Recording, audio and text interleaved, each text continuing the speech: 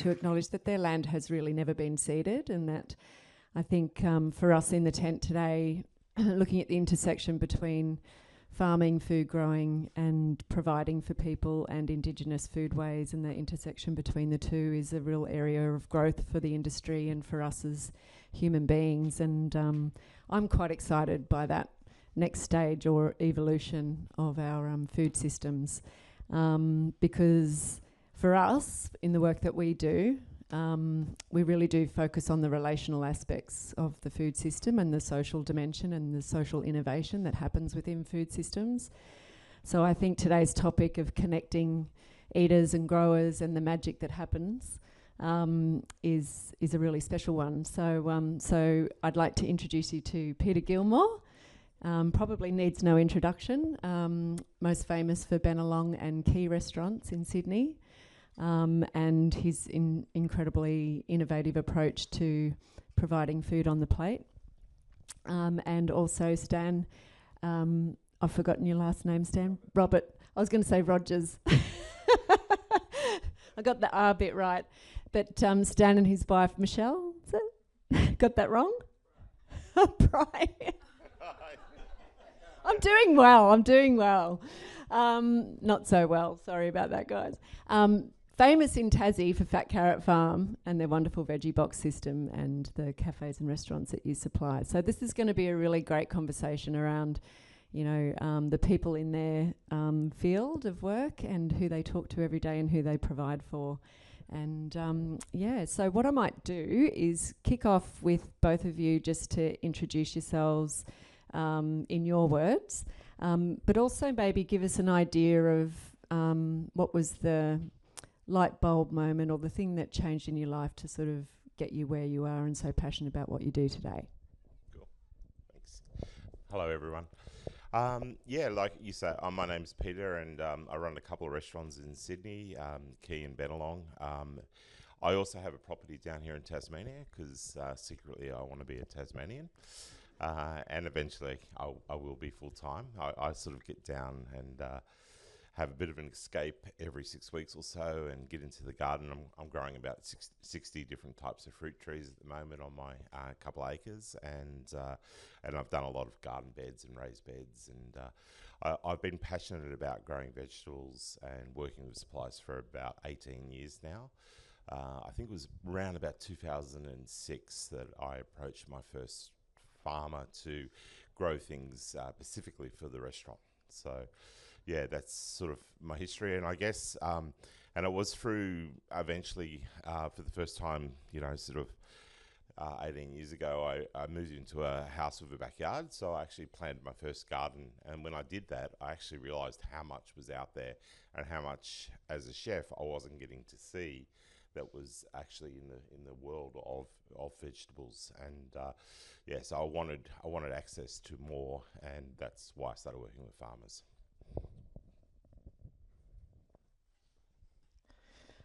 Yeah, I'm Stan Robert. Briony and I run Fat Carrot Farm, which is 30 minutes away from here in Oyster Cove. We've been doing that since 2010.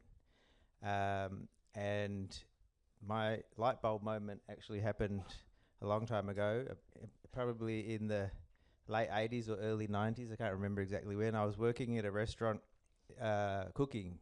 So I have started as a cook.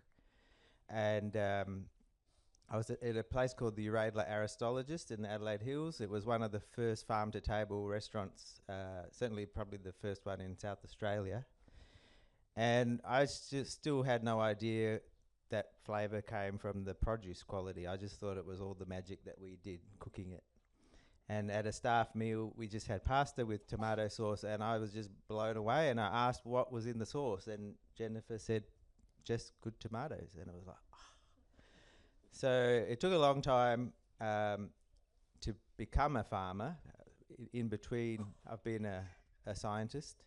But I think that moment is what made me realise that the production of good food actually starts at the farm rather than when the produce lands in the kitchen. And so I've really enjoyed working with chefs because it's exciting to see chefs get this great produce and realize they can do great things with it because it's great produce. But we also love supplying vegetables directly to our veggie box customers, because you just get little stories, you know, of people saying things like, wow, our kids just ate all those carrots in the car on the way home. And it was like, so that's pretty satisfying. So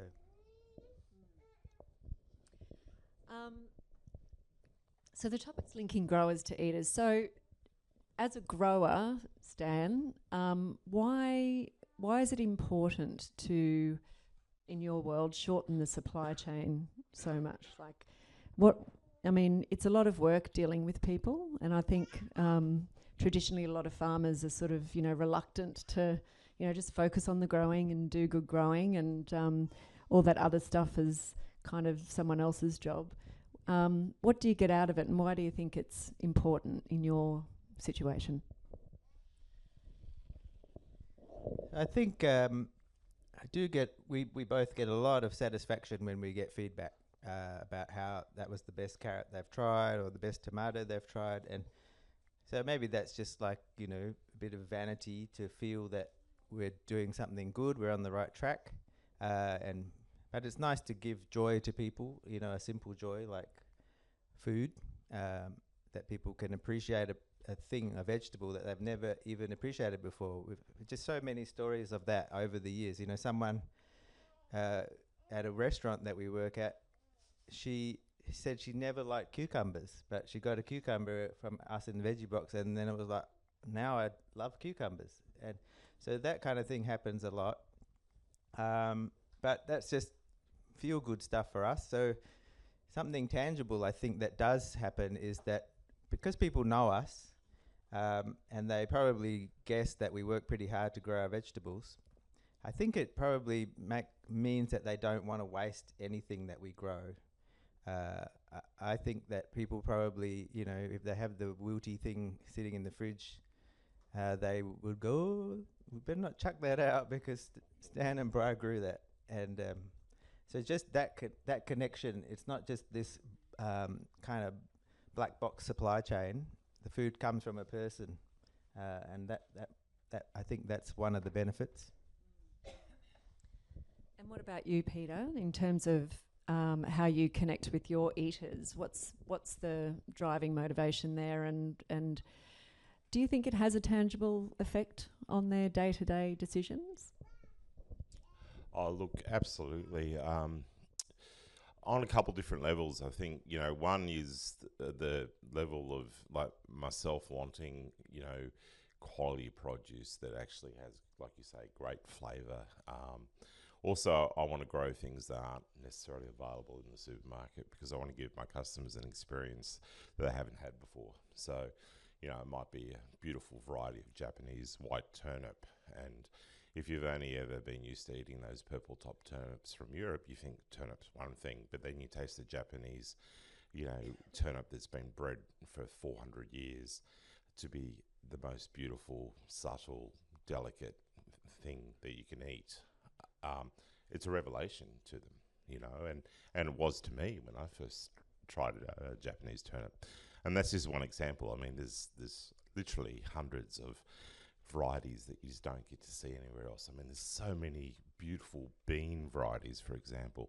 And, we all know, especially down in Tasmania, like, go to the supermarket, there's 5 different apples to choose from. But there's literally hundreds. And, and they all have their own flavour and their personality. And it's so great to be able to connect my customers to give them that opportunity.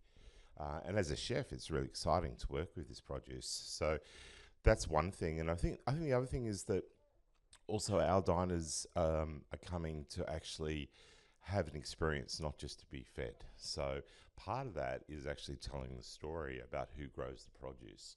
And, on our back page of the menu, we list all our growers and farmers, the people that are doing something, special that, I'm buying directly off. And that's great. So when we put a dish down, we might say, those peanuts come from Pliss Anderson's farm in Byron Bay, and it tells a story. So that's a big part of it, that's what I love doing.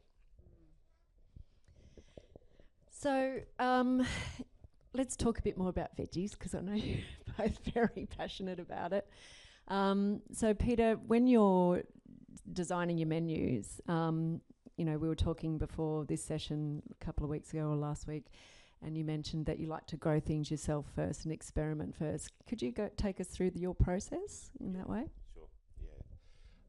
Yeah. Like I said, I mean, it's going back quite a few years now that I actually got the opportunity to start growing vegetables myself, and it was quite funny actually. We moved into a house, and it was the first house that we actually owned and had a backyard. So I felt, okay, I'm going to plant a herb garden, and that's where I started with herbs. And then I started reading these seed catalogues and realising what was out there. I'm like, before I knew it, 3/4 of the backyard was taken over with railway sleepers and digging beds, and my son's soccer pitch just disappeared overnight. And and I just started growing veggies, and I loved it. And so then I'd get these, you know, like you got to remember, sort of 18 years ago, you know, you went to the supermarket and you could buy an orange carrot. That was it. You know, like seeing pictures of purple carrots and, you know, and pea flowers, and, you know, so I had a hunger for wanting to know about the whole vegetable, you know, availability and also the growing cycle of plants, observing that and realizing that, you know, there are tendrils and there's seed pods and there's flowers and there's other things you can use besides necessarily the pea itself. And then the pea itself, you can you know, pick it when it's really young as opposed to really old. And, you know, so and I remember going out and meeting a few farmers in the Sydney Basin, and they were the more traditional farmers. And I went up and said, look, hey, can I buy pea flowers off you? And the farmer just laughed at me. He was just like, I plant a field of peas. When they're ready, I get all my workers come in and we pick them all and we send them to market. I'm not going out every morning picking flowers for you. And I'm like, okay. So then eventually I found a farmer that was growing berries up in the Blue Mountains. And I went up there initially to see the raspberries, and he had, you know, golden raspberries and different things and all sorts of berries. And I was great. That's really exciting. And then I saw that they had a big veggie patch for their home garden. And I said to Richard, I said, would you guys be interested in growing a few things for the restaurant? And that's sort of how it started.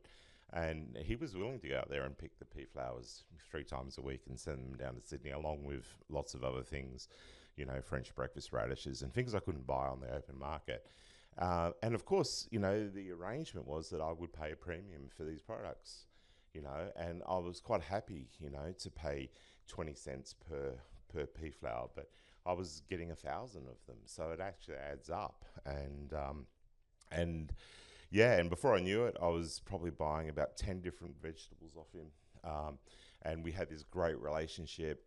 And then other chefs in Sydney also saw what I was doing and saw this produce I was getting, and then, like, they wanted the produce. So, you know, and that was fine. I you know, Richard started supplying other customers, and, you know, and yeah, I mean, to answer your question, I'd grow things that I'd see in seed catalogues first in my garden and just make sure they were going to be interesting and I had a use for them. And then I'd ask Richard to grow them for me. And my deal with Richard was, look, if I, you know, introduce a seed and you know, often I would go and buy the seeds on the internet and give them to him. And I'd say, look, long as I've got them exclusively for the first year, then I don't mind if you open it up to the market because I'll move on to something else, you know. So that's how we sort of got started. And yeah, it was infectious, and I loved it. Fantastic. Yeah. So I think Peter's obviously a very innovative and special chef. We've worked with some really good chefs in Tassie, and I've often asked them, you know, is there anything you'd like me to grow for you? And mostly they just say, no, whatever you've got, we love it, you know. And so it can work the other way around too, where we are growing things that we like to eat, that we've learned about where we've travelled and eaten things. We've introduced vegetables to the Hobart dining scene, and chefs just love that. So I think for us it sort of goes a bit more in the other direction. Yeah. But then sometimes, and I was thinking about broad beans because it's broad bean season, it's just winding up now. We just always would grow them as a cover crop and as a a crop for beans, but one of our chefs, was using the tips, and we had never used the tips at home, and so they're really good.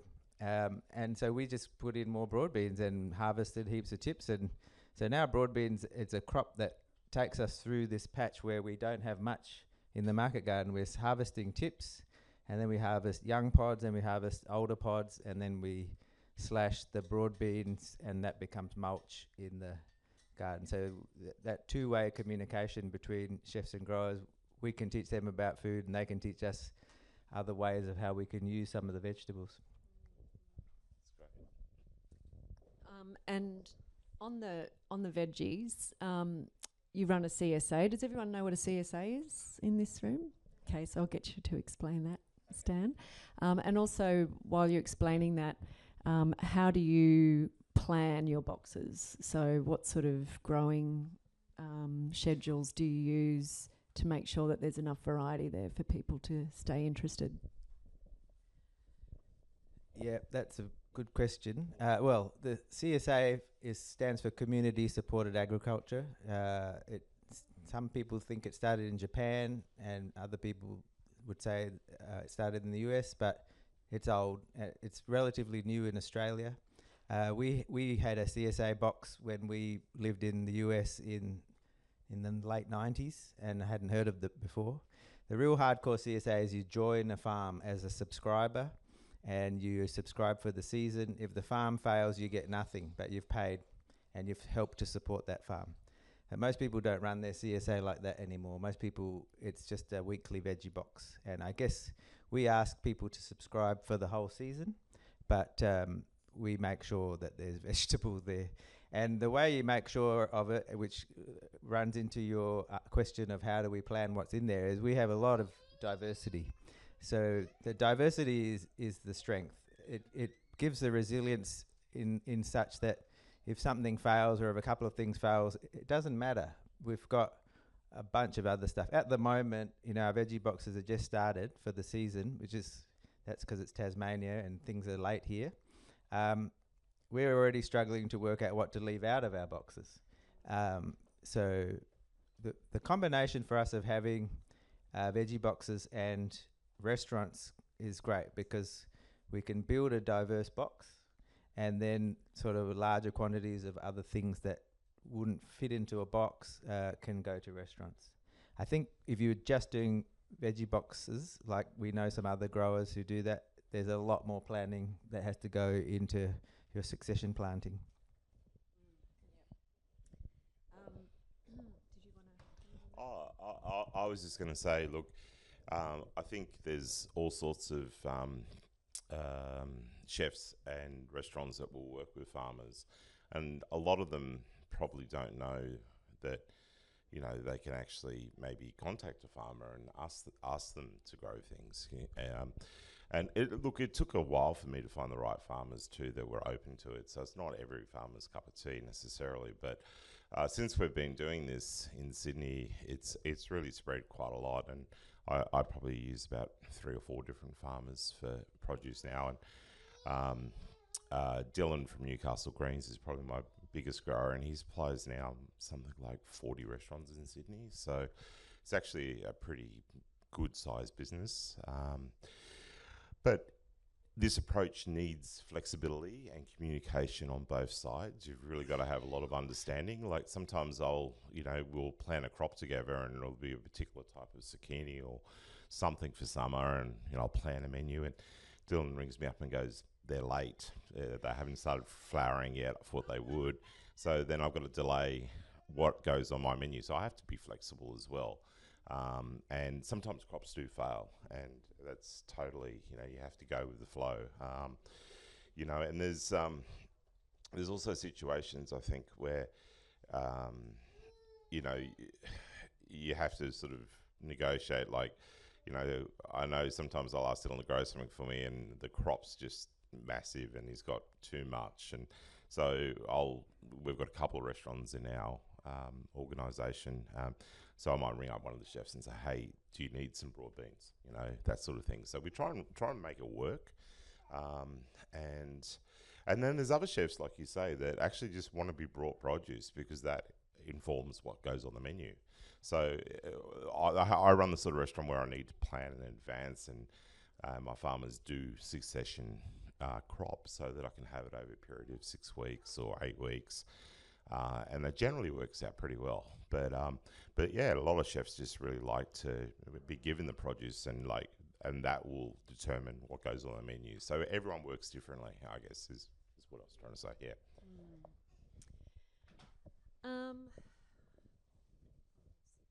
Thinking what a good question would be for you right now.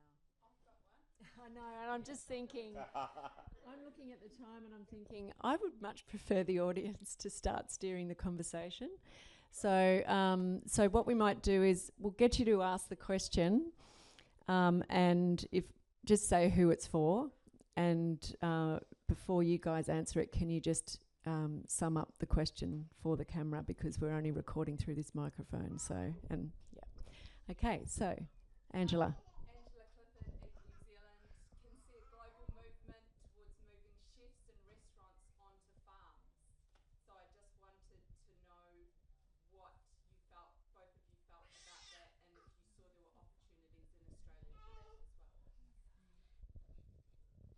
Yeah, absolutely. I have always. Oh, sorry. Repeat the question. Yeah, sorry. Would chefs move to farms to open restaurants and sort of work together with farmers? And is it viable having that sort of restaurant farming sort of structure? And I think the answer is definitely yes. And there are a few examples of that happening around the world. And it's actually been an ambition of mine for a long time to be able to do that, to actually, sort of have all the produce grown around the restaurant in a farming situation. I just haven't necessarily had the opportunity to meet the right partner to work with that. It requires a fair bit of infrastructure and capital to get something like that going. One amazing example I can think of is Blue Hills in New York, Blue Hills at Stone Barns. And, it's an agricultural school. It was donated by the Rockefeller family, I believe, the actual farm. And the restaurant, they leased the restaurant, but agreed to buy all the produce the agricultural school produces. And they work so beautifully hand in hand. So, yeah, there's lots of opportunities for that. But just opportunities really to work with farmers directly doesn't necessarily mean the restaurant has to be on the farm.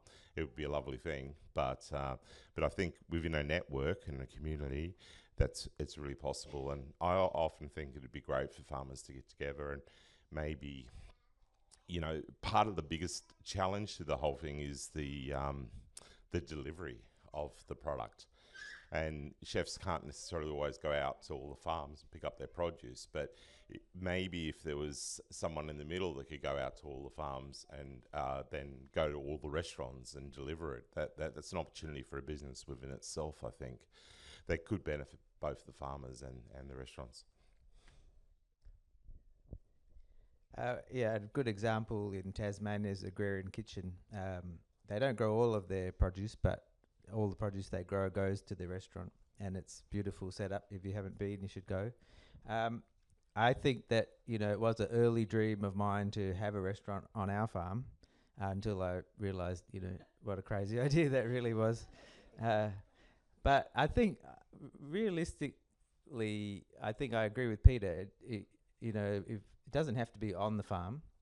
What I'd love to do, and I've asked a couple of the chefs, but I think that it's a scary proposal for a chef, is to say, okay, let's just have a one-to-one relationship, one farm to one restaurant, and you buy everything from our farm, and that's how you design your menus based on what we grow. And obviously we can work out what we grow based on discussions about what you want to put on the menu, but haven't had any takers yet. So we do supply to multiple restaurants, and that's probably good. Like if we screw up, then the restaurant still can get vegetables. So yeah.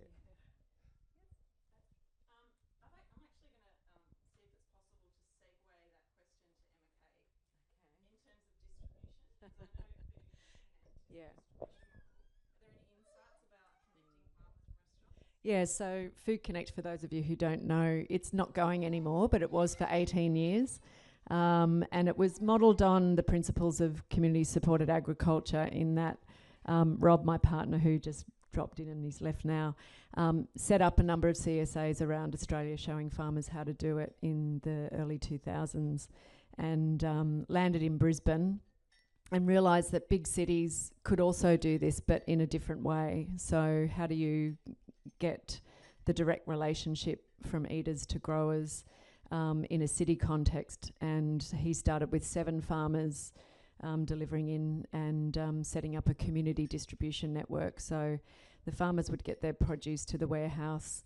It would get divvied up into boxes. We would deliver it to community nodes, and those champions, or city cousins we called them actually, they would host during the week a pop-up shop, just for want of a better description, and all of the locals in the suburb would come and pick up their weekly box of veggies. And I think by the time we closed, we were servicing 1,500 families around Brisbane and about 45 different restaurants. But we were able to because we were in the middle and we had that ability to communicate both ways, we were able to bring a lot of eaters out onto farms to get to know the farmers and the way they grow and ask them questions, and we would often feed back to farmers, direct customer feedback as to whether or not the watermelons, we had customers who were pretty hardcore. They wouldn't buy watermelons, seedless watermelons. They wanted watermelons with seeds in them because they were suspicious of things without seeds in them. That's how hardcore they were. So yeah, it was a very educated consumer group, as you can imagine, and very motivated. A lot of them 50% of our customers grew their own food themselves. But yes, the distribution issue in our food system is probably the biggest issue that doesn't get talked about.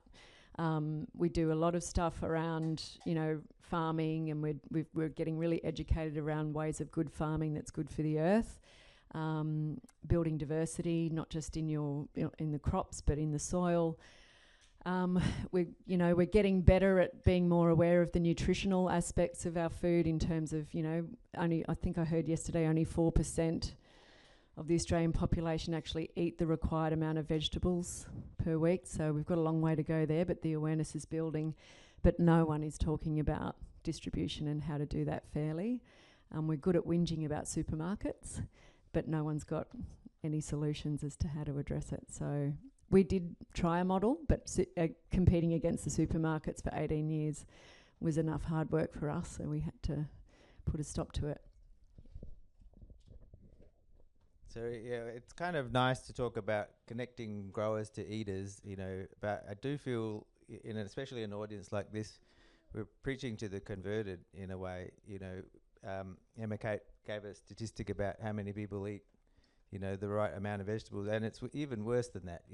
2/3 of people only eat 4 serves of vegetables a week, and I eat a serve of vegetables in a mouthful. I think they're like, a serve's about 50 grams or something ridiculously small. So, and most people get most of their calories from ultra processed foods. That's the society that we're living in.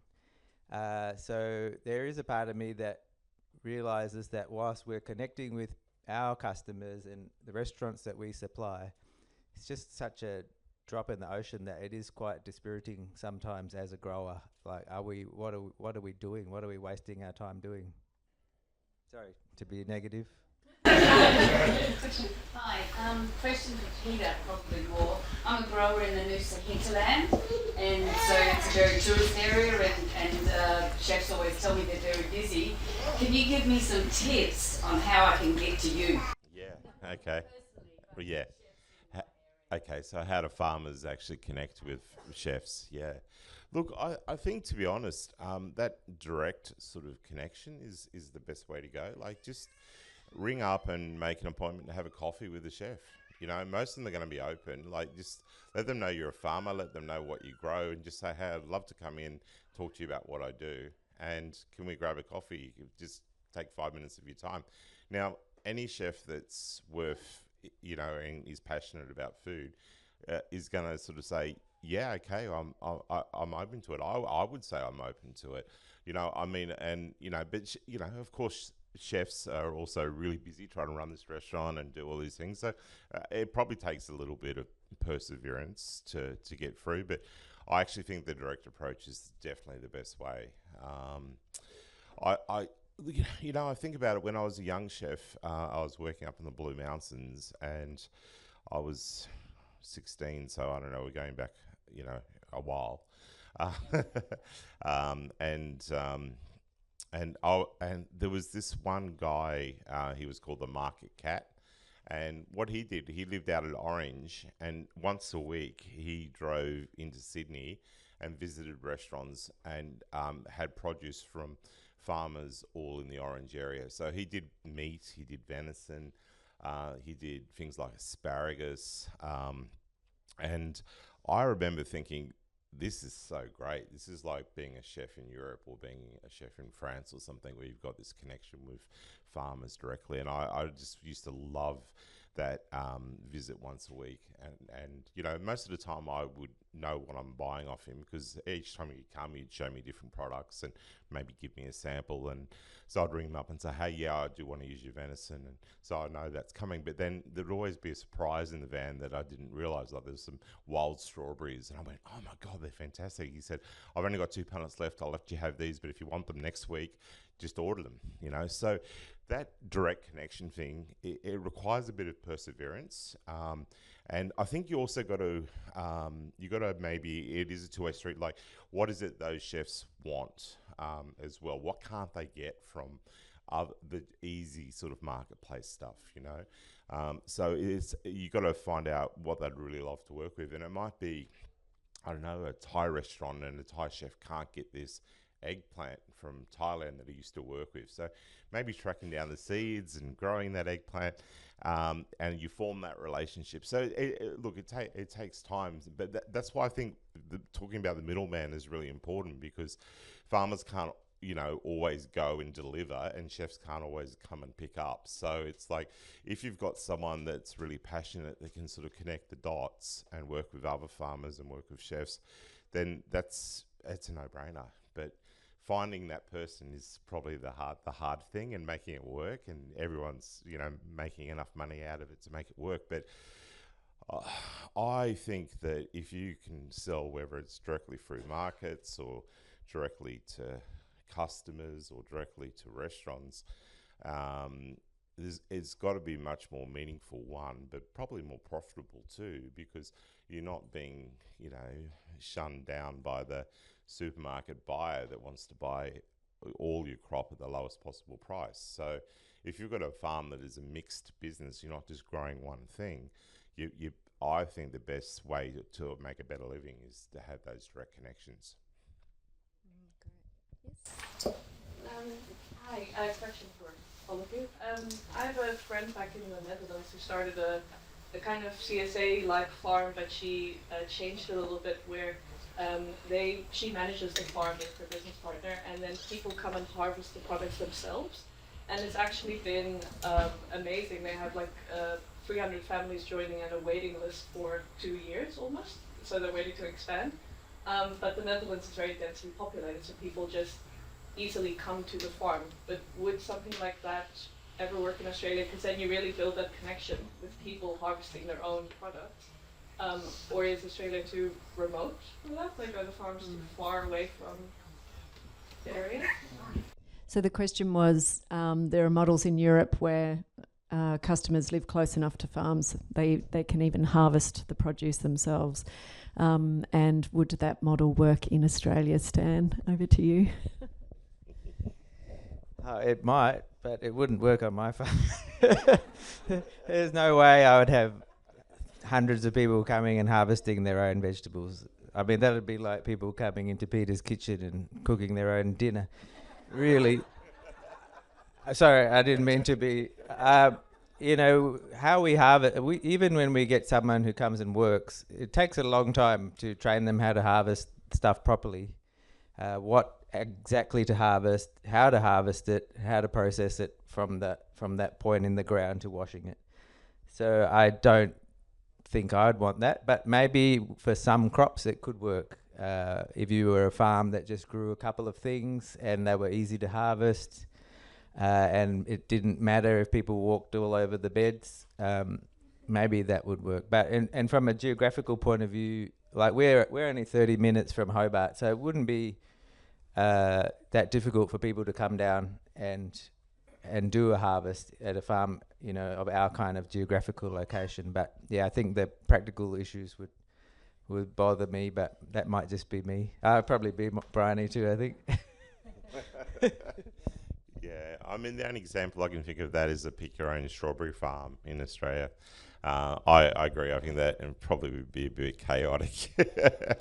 But, you know, like, but the idea and what you're saying is about connecting people with produce and about the passion. And that's where we've all got to find those things that actually work for us.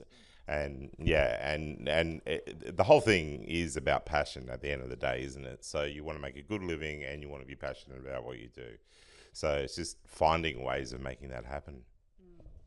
Yeah, I think it's interesting that there's 300 people on the waiting list, which says a lot about people, you know, wanting good food in the Netherlands. And I think from Rob's experience, when he first came across the concept of CSA here in Tassie, actually, he'd lost his dairy farm and he was on a bit of a personal kind of hiatus.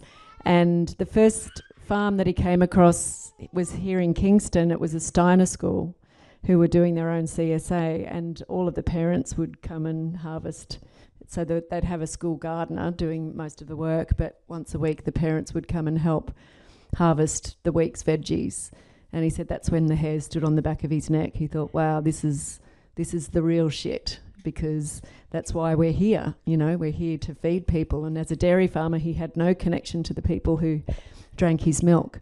So for him, that was a real light bulb moment. But then he realised, yep, it works in Tassie, but probably not when he was setting up CSAs around the country. It wasn't working in terms of the geography. A lot of Australia is very much urbanised.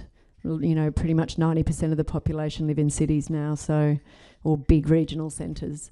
So the tyranny of distance would just make that relationship logistically hard to achieve. Yeah. Yes. I have a question. I've been involved with slow food for a long time, and we focused on meaty vegetables for quite some time. So my question is, many years ago, in the city of Noma, it was in Australia, and we had a pop-up restaurant. But tourism Australia took him around the country, and he got to taste various things. And I think he had a session at the Opera House where he said, "You people are crazy. You have amazing stuff here that you are not eating and not using." So my question to you, Peter, is how could or what are the barriers for chefs utilizing more native ingredients? Apparently, there are about 25,000 edible things on our continent that are unique to our world. And what are the barriers, and how do farmers help to expand our palate to utilizing more of the edibles on this continent? Yeah, okay, so how do you get native produce to the people in a more sort of, you know, direct manner and make it more popular? Yeah. Yeah, okay. So from my point of view as a chef, one of the hardest things with native produce is actually getting fresh native produce. A lot of it's dried or frozen because of the remoteness of where it's grown. So that's a bit of a barrier within itself. I did work with a company called Outback Pride probably 15, 16 years ago, around the time Rene came to Australia. And that was my mission as well, was to try and find out how I could get my hands on some of this unusual, beautiful produce.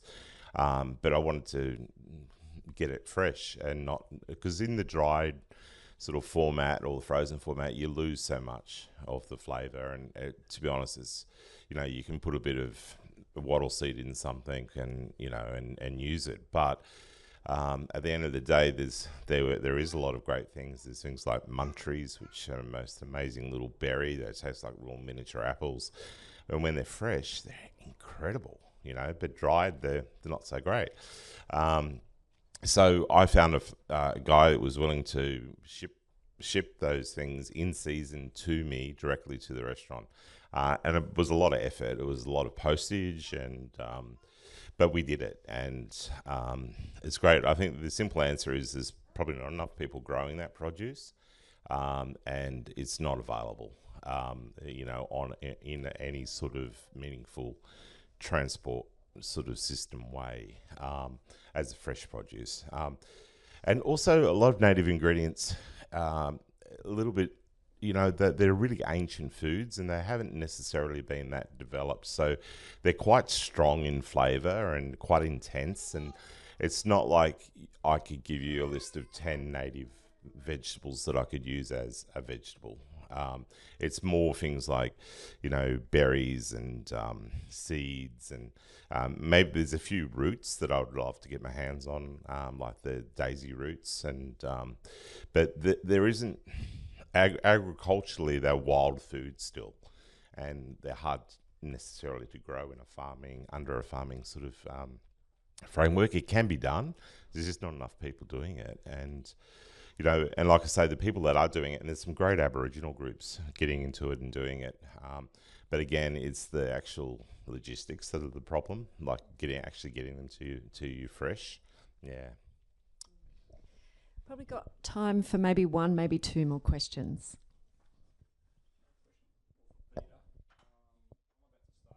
Hotel, and I was wondering whether it's worth me experimenting with the food that I give the pig, like growing my avocado tree in the pig pen, I know macadamia tree, and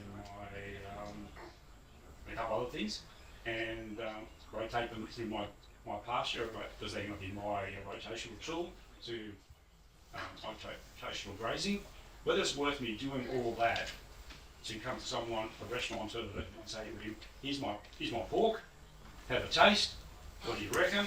Is that worth me doing all that effort to stand out from someone else doing a standardised product? Yeah, look, it is. I believe it is.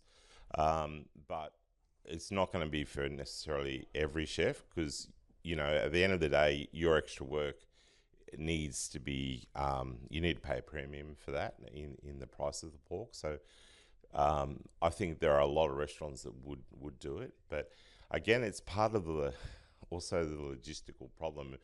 In some ways, it's easier with vegetables.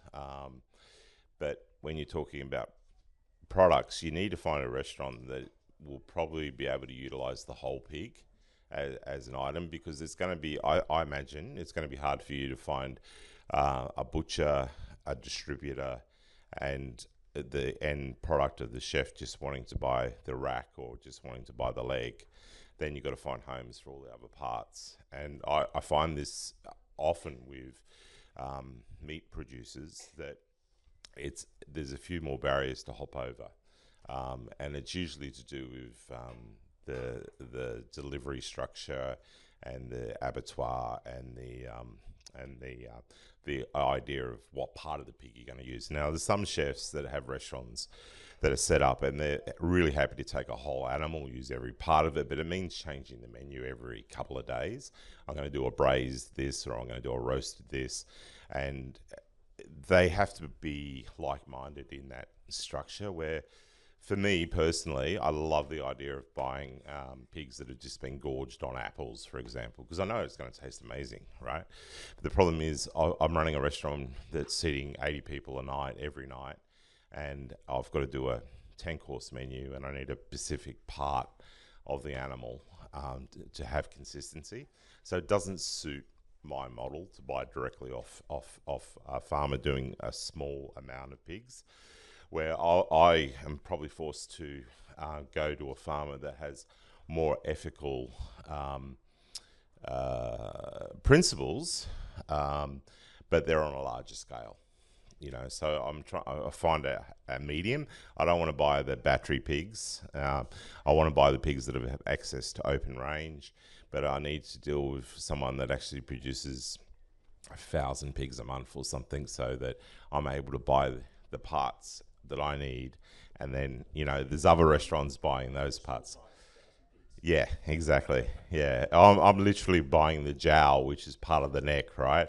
And I can do that because I work with a butcher and a distributor that works with that farmer. He's not going to be as passionate as you. He's not feeding the pigs just apples, but he's got open range pens, and they can go outside, and and I feel it's more ethical. The pork is definitely better tasting, but he's going to be supplying different parts of the pig to all different restaurants. So it's about a distribution network. Your sort of smaller direct approach will work if you can find 2 or 3 restaurants that want that and can work with that.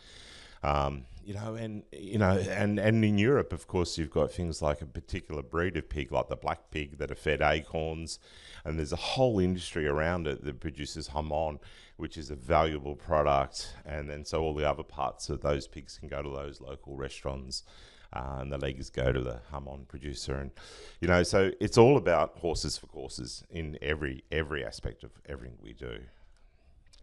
Great. One more question? Yes. Just sort of segueing from talking about native produce and these small producers of exquisite food, it's not normalised in our country as it is in a lot of European countries. I'm wondering whether there's a place in commercial cookery training for increasing the knowledge amongst young people going into the food industry about high quality produce and connecting with farmers.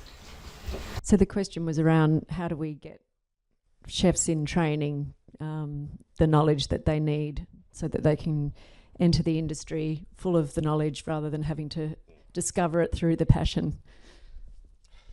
Sorry, Stan, it hurts mine as well. If you're talking about a government-run TAFE system, don't hold your breath.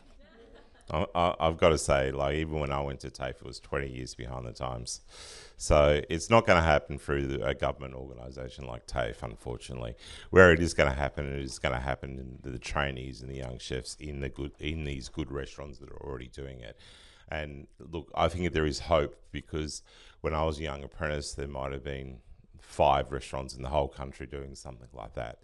Now, 35 years later, if I was an apprentice, there's probably 100 or 150 restaurants working in that field of direct to farmers and being more passionate and caring about products. So it's getting there. It's getting better, and the education. And young chefs have got much more opportunities than they've ever had. But I think we're also bringing the general public along with the ride too. Like things like MasterChef and all the other cooking shows have actually, exposed people to new ideas that they wouldn't have had 20 years ago. 20 years ago, no one knew what even happened behind those kitchen doors. Now they've got a bit of an idea, and they're passionate, and we might be eating a lot of processed food and day-to-day stuff, but there are a group of people that are cooking at home on the weekends for fun rather than for a chore. So they're the people that we need to all connect with. And unfortunately, I think it is a small percentage of the population that we're growing, educating and cooking for, but it is getting larger. I really believe that. And all we can do is hope that trickles down, Thanks. Stan, did you want to have a last word? I would love to see, we were talking about connection between producers and eaters, which, as I said before, we really love that. But speaking about, in Europe or in other places with old food cultures where access to great produce is just given, that was a revelation to me when I travelled around as a youngster. And I would like to finish off by saying that would be my utopia, is if we could have that in Australia, and then it's not really about me as a grower. I could just disappear, and it's just that people expect and get good quality produce. I would like to see that. Then we don't have to worry about the growers anymore, because we know the growers are doing a good job growing the right stuff. And you'd have a market. Yeah. And you'd have a market, that's right. Well, on that note, I'd like you all to thank Peter and Stan